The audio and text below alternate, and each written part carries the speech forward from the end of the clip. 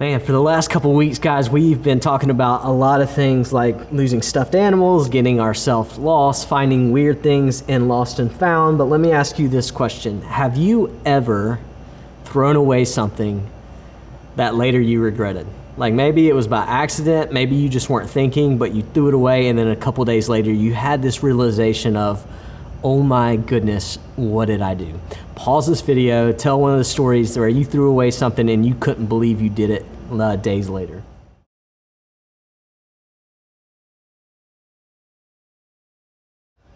So we think about that story, and now we can maybe laugh about it, maybe not, but the reality is losing things isn't always fun, right? Sometimes we lose things that are valuable. Maybe for us, it was something really sentimental. Maybe for some of us, you broke something that didn't belong to you.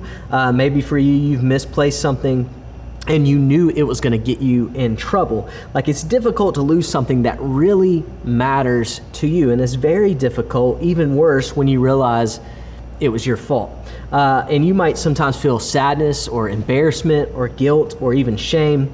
You might try to keep it a secret, because if you don't keep it a secret, then people will find out and think about you in a different way. Or maybe you just try to move on and try to get past that feeling of not remembering what you lost because it is too upsetting.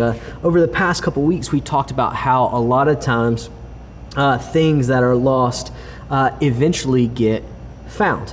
And specifically, we talked about what do we do when we feel lost or when others feel lost. Because sometimes when we feel lost, we feel like we're unnoticed or we feel like we're unseen. We don't feel valuable. And we even know sometimes we've messed up and we're not really sure how to fix it. And so today we're going to hear a story about a young man who loses everything because of his mistakes, and how sometimes in life we are a lot like him. Like I remember for me back in middle school, I remember sacrificing anything and everything just to fit in, whether that be values, beliefs, innocence. Like a lot of things I would sacrifice on my end just so I'd feel like I fit in with a group of people. And at times I felt guilty about it, embarrassed about it, sometimes even shameful about it. And I don't know if you have a story exactly like mine, but I'm guessing at some level you can relate. So maybe for you, you did something that created distance between you and someone you love, or even you've done something that created distance from God, either your choices or because you really maybe never even felt close to him, or maybe you made a mistake that ruined everything and you wish you had a rewind button and you could go back and change it. But let me ask you this question and talk about this for a second. What are some mistakes or poor decisions kids, students your age make, and how does that disconnect them from maybe people they love or even God? Pause this video real quick and ask those questions.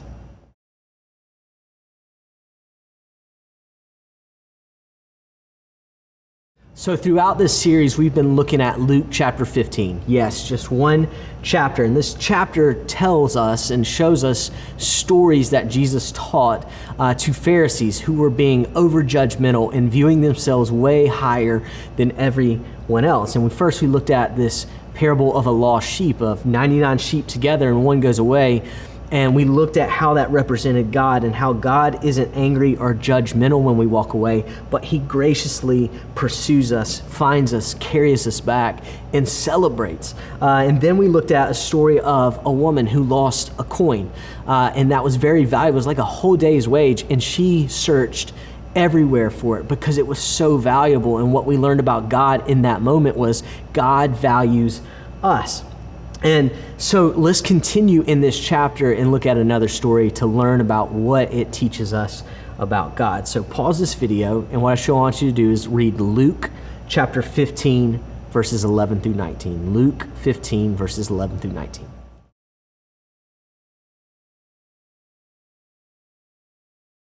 So I think we can all probably find some things that we have in common with this son, right? He was impulsive. He made a decision and did not get any guidance or wisdom from anybody else. Maybe you've done that. I know I have. He was hurtful. He might have not meant to say it this way, but his action and his words probably hurt his dad. Hey, Dad, you're more valuable to me dead So just go ahead and give me the money that you owe me when you would die, and so I can go about my life.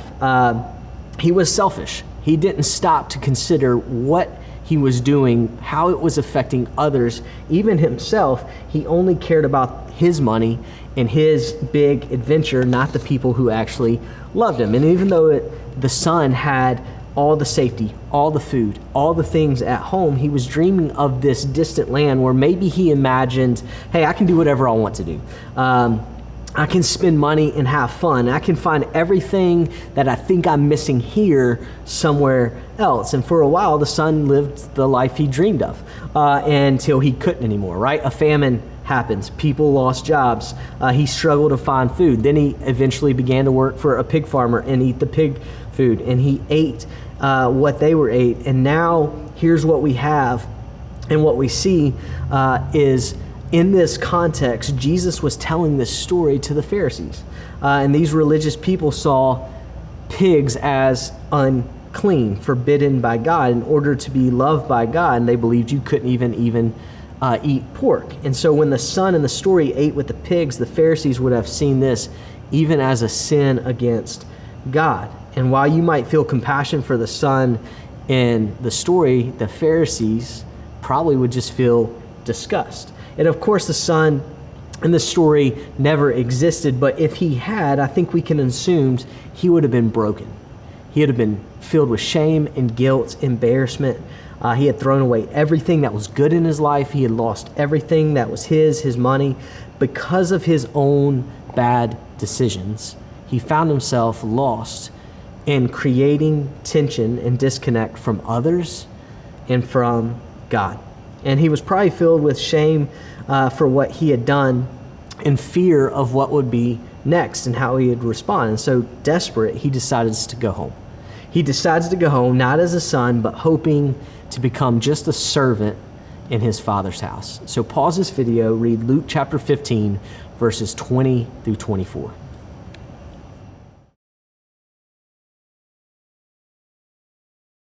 What a response. Like, can you imagine for a second what it would be like to be welcomed home like this? Like, you wasted money, you disgraced the father, you brought shame to not only yourself, but to the family. And his father was still filled with love and with compassion for him. The father runs to his son. He embraces him, hugs him, kisses him. And a hug isn't the only thing the father gave his son, right? He also gives him a ring, a robe. He gives him sandals. And these weren't just any gifts. What the father was doing right here was saying, I forgive you completely and I welcome you back into our home. You are family. And remember, Jesus told this story to help us discover something important about God, about who he is and what he's calling us to do. And years after Jesus told this story, there was a guy named Paul, the Apostle Paul, and he wrote a letter that captures this same idea that Jesus is trying to communicate here. So pause this video, read Romans chapter 2, verses 1 through 4. Romans chapter 2, verses 1 through 4. See, like the Father in Jesus' parable, God is kind. And he's loving, and he's patient with us. He isn't some angry old man waiting to throw lightning bolts at us when we mess up or screw up or wander away. God is like a loving father. He's always ready to welcome you back home. And guess what? Jesus is God.